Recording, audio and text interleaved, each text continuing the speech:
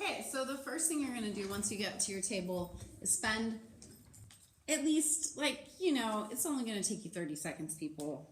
Write your name, teacher, and table on the back of each and every piece of paper, and you should have 3.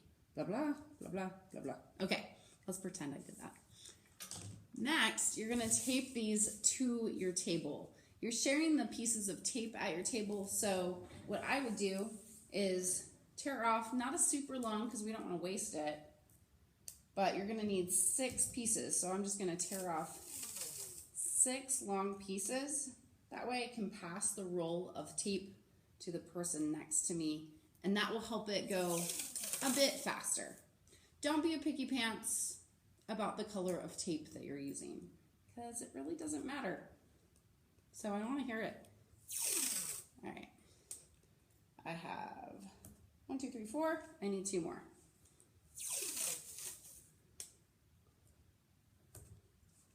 And then I am going to be picky about how you tape your paper to the table, because I want that to be nice and neat. So I'm going to adjust the camera so you can really see just how I'm doing that step. Okay, so you want to make sure you're taping down the long edge. We're not going to tape down the short edges. And you want to make sure you are making it so that the tape is about halfway on the paper, halfway on the table, and you don't want it to be crooked. So don't do something like this. So it's just going to go down the edge and make it nice and neat. So do you see how straight my line is? I know that when I take this piece of tape off, I'm going to have a straight and even edge on the side here. And then I'm going to tape my other side the same way. I'm really taking my time as I do this. And I'm going to do that for all 3 papers. All right, so you're going to be working with one technique on each paper. So this one might be my rubbing alcohol, this one might be my salt, and this one might be my paper towel. And as far as your supplies go, these 2 you're actually sharing with not only your table, but the table next to you. So keep that in mind as you guys pass them around. The paper towel, you can just go grab one from the dispenser, and that can be yours to use.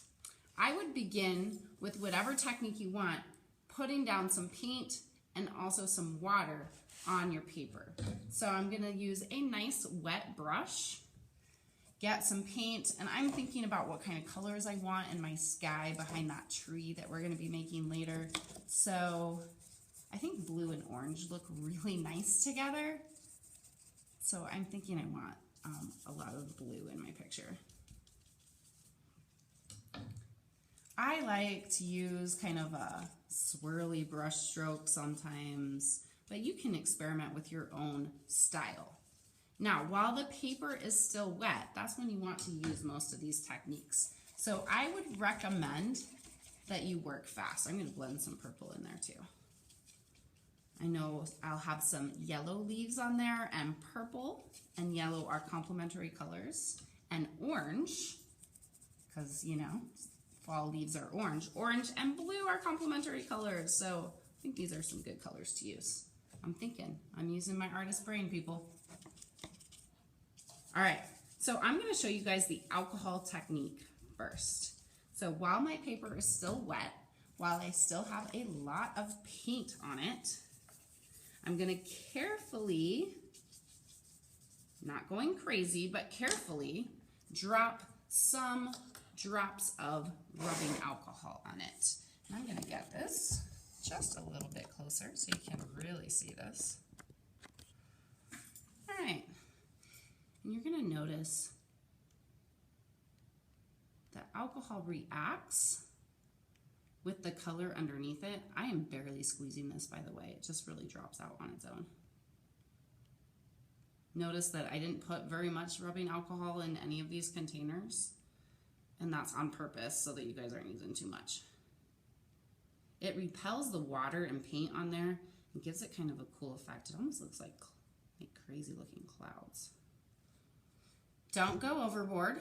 I'm gonna stop there, let the alcohol keep spreading and moving around the paint and color a little bit, and then I'm done.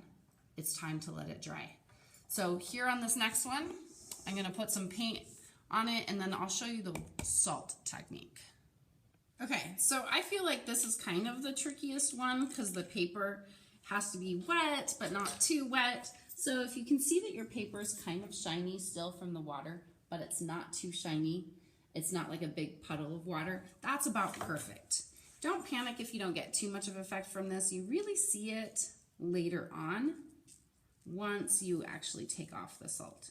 So the salt's gonna kind of soak up the water and create little tiny dots. It'll kind of create a texture on there.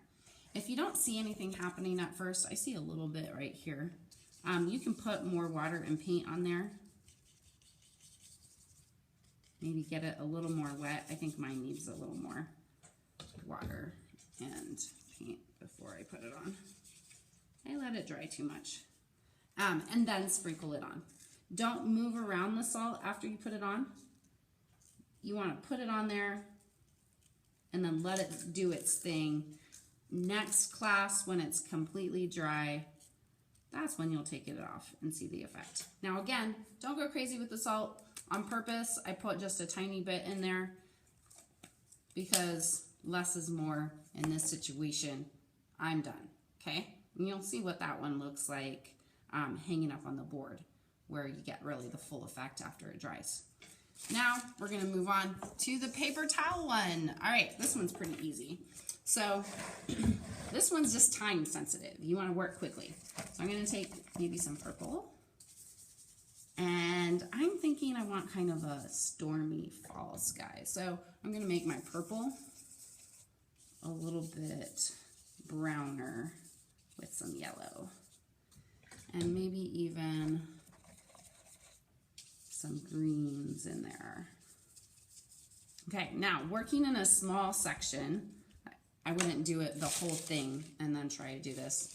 When it's still wet and you still have a lot of color in there, you're gonna take your paper towel and using kind of a crinkled surface, dab it on there. And you'll see some of that texture show up on your paper. If you rub it, you're not gonna get a texture. So notice I'm kind of like using my paper towel as if it were a stamp instead of actually swiping it or rubbing it across the paper. And I'm just gonna continue to do that, adding in some texture wherever I feel like I need it. Stamp, stamp, stamp. I can even take the wet paper towel and use it as a stamp too, which is kind of cool. All right, and you'll see what this one looks like as I get it done and hang it up on the board. Have fun, guys.